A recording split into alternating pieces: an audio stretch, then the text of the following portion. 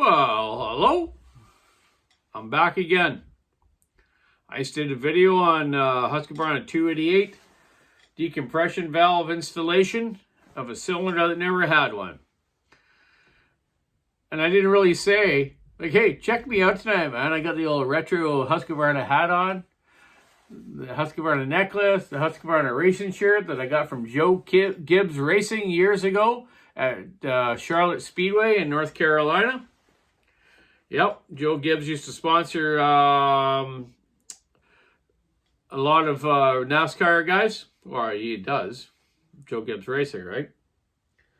Anyways, I went to a race there and I got to get this nice Husqvarna racing shirt. Just want to say about people with maintenance of chainsaws. With some guys, I'm very disappointed in some of these old followers around, you know. They're like, Donny, my saw is running like a piece of crap. Why? I'm like, oh my God, dude. When's the last time you changed your spark plug or your fuel filter? Well, you know, it might have been a while. Maybe not that saw, but the other one I did. I'm like, oh my goodness. Check this out, man. This is unbelievable. Here's a Bosch spark plug.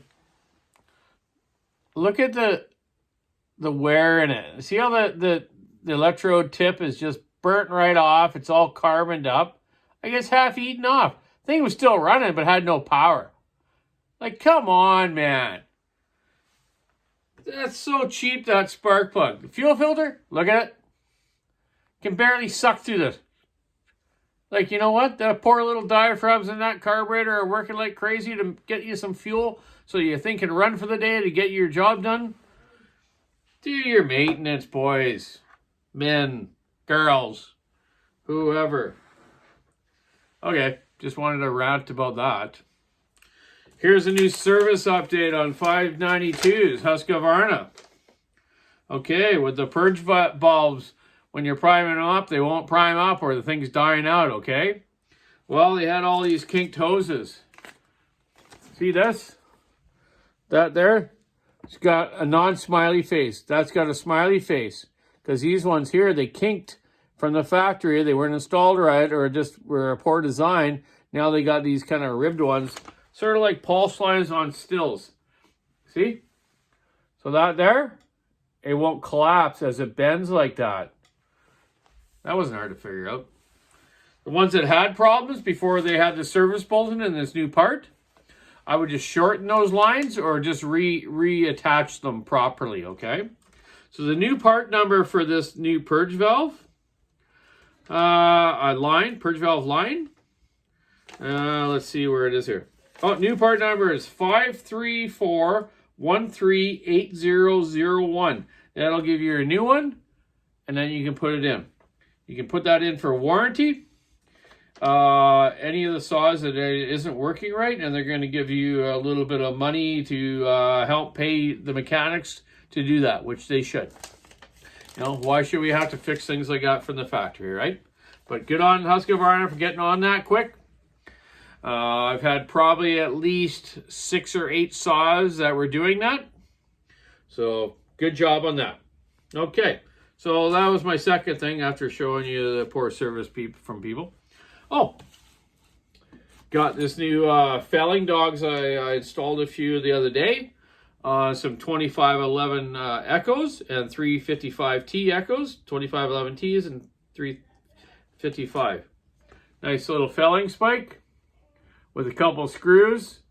Put that on. That helps those topping saws work a lot better for guys doing top removals and chunking down. Not so much when you're just doing pruning and branching. You don't really need something like that. But when you're doing removals and chunking a tree down of a small amount, that works great. Okay. I also seen a set of dogs today from Gordy for the 550 Mark IIs, which is really cool. And I was going to do a video on that, but I'm just going to tell you about it.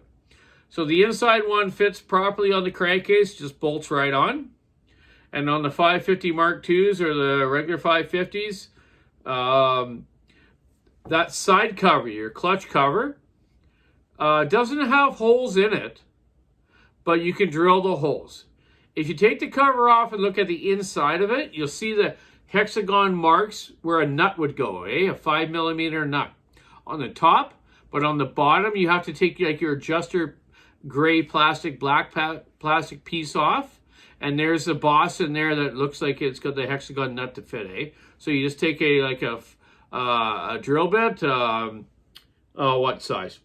Let's say, oh man, obviously more than an 1/8. So something to fit a 5mm screw. So a 5mm drill bit, let's say. Drill that hole out, put your nuts in there, and now you put a couple of short Husky screws in there, like off the like muffler bolts that are off the top plate, like a 372. Put those screws in, and now you got double dogs for a 550 Mark II, almost like the ones I made for my friend Hud. Because I've made a few sets for some of my buddies before we had anything like this. So there you go. Nice little tech tip of the day. Check it out. You can buy them from us, order them through West Coast Saw. Keep your saw on the wood, stick to the ice, rub on the road. We got snow here again today. It's kind of raining out now, but we had a little bit of flurries earlier. Time to take the dog out for a walk, even though it's cold and wet. But you see me before I do that, not a big deal. Check out the walkersawshop.com online store. Have a great night and a good week. Bye.